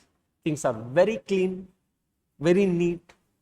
But if you hide something 450, all sort of confusion comes. Somebody will look at SFS, somebody looks at a CFS, totally two different things. Then they will go to a chartered accountant. The chartered accountant will explain what happened there. That's why we see, by this way, we are required in the society. So we bring out the substance, we explain that substance. I think I told you also earlier. We started our journey as a bookkeepers. We are going to end up as a conscious keepers. Conscious keepers. What is right, that's what we are going to present. That's why we are subject to no clear now. We cannot escape. We cannot close our eyes and see whatever happening. Otherwise, please resign and come out of that organization. Otherwise, you will be subject to professional misconduct. Whatever hard-earned license, no, simply you may have to unnecessarily put it in stake because of somebody's mistake there. Now, this of clarity will increase. See, if you go to US today's day, if you are not well, you go to a doctor. Doctor will give you medicine. Will they carry out any test? Without test, will they give you medicine? Never. Come on. For fever and all, will they go and say, do the blood test and come? No, no. But you know, in USA, any problem you go, they have got one fixed list of tests to be done. After that tests are done, then only medicine will be given. If not, if something goes wrong, they are going to file a complaint against the doctor there. That's why eventually in the Western countries, the clarity has emerged. Once upon a time, in India, people were not educated, so they didn't know, oh, we can file a complaint. Today, the moment the clarity emerges, okay, things will be more. Day may come, student may file a complaint against a faculty. Didn't teach me properly. It's a contract, no, between you and me. See, that clarity is not there right now. Will we say no, will not be there? See, as clarity emerges, then cost of compliance will become more. Oh, then somebody you look for that, no, then the fees of this service will be 50, 60,000 per subject. So those things is good. But that's why in USA, the fees is more, because clarity is more, compliances are more. In India, fees is 200 rupees without any test. But eventually it's going to happen in every single field. Followed, no? So these are all clarity what we are talking today. This has emerged right now. 50 or 20 years back, this was not there. So it was hidden. It was understood somewhere. Follow? Very important re-acquisition rights. ABC Limited acquired PQR for a consideration of 1 crore. So today you paid PQR 1 crore. Who PQR means? PQR's owners. 4 years ago, ABC granted 10-year license to PQR to operate in Europe, and the cost of the license was 2,50,000. Now it looks very simple, no? The contract allows either party to terminate the contract with the initial fees plus 20%, unexpired fees plus 20%. That means settlement amount is 1,50,000. Do you think in examination, if they give you, will they feed you like this? No. That's why you need to have in the examination one working note called a calculation of settlement amount as per the contract. How much? 1,80,000. ABC acquired because it sees high potential. So ABC calculates that under the economic condition, the fair value of this grant for 6 years is 4,50,000. That means if at all I would have cancelled this contract and given to some third party, they would have given me 4,50,000. What is the fair value loss? 2,50,000 is for 10 years. 4 years, 1 lakh. Remaining 6 years, 1,50,000. If you would have cancelled, you would have got 4,50,000. What is your fair value loss? 3 lakhs. What is your contractual loss? 1,80,000. Which one you will do? Whichever is lower. So, how this license will be accounted? Very important question, high probable question for the examination among all. Now you say that, look, there is one pre-existing relationship. It is contractual or non-contractual? Contractual. Now, if the business combination, we are going to assume that we are going to settle the pre-existing relationship, and if it is at a non-contractual, then it is at a fair value. If it is contractual, it is the lower of fair value or your favorable or unfavorable. That means contract fair value as per the terms compared to the market, which is fair value only, or as per the contractual terms, whichever is low. In the given case, the pre-existing relationship is a contractual. So we have to assume that we have reacquired this 4,50,000 worth of fair value, intangible asset, because it is a reacquired right. What is the amount of fair value loss? 4,50,000 minus 1,50,000, 3 lakhs. So the fair value loss will be the lower of amount by which contract is unfavorable, 3 lakhs, or pre-settlement contractual amount 1,80,000, whichever is less, which is 1,80,000. Therefore, out of 1 crore rupees you paid, you have to allocate 9,80,000 for business combination, 1,80,000 for loss on pre-acquired rights. Up to here, you have to write the answers. First, you have to explain the provision, because they may ask you analyze in the examination. Have they changed the term? No. See, this question, everywhere almost they use the verb in the new syllabus, but this question, they are continued with the old style only. How this is accounted? In the exam, they may ask you analyze how it is accounted. When they say analyze, first you have to write a provision and you have to write an application. Do the calculation and tell, look, this way we are going to account this particular transaction. For our understanding purpose, what is the accounting entry? Net asset is acquired, say for example 80, intangible assets 4.5, goodwill balancing figure, bank 98.2. And the second leg of bank will go for our settlement of the pre-acquired rights. Any doubts? I think same question we discussed in detail there. I have explained you also. So this we have seen from the perspective of the what is that called, examination answer pattern.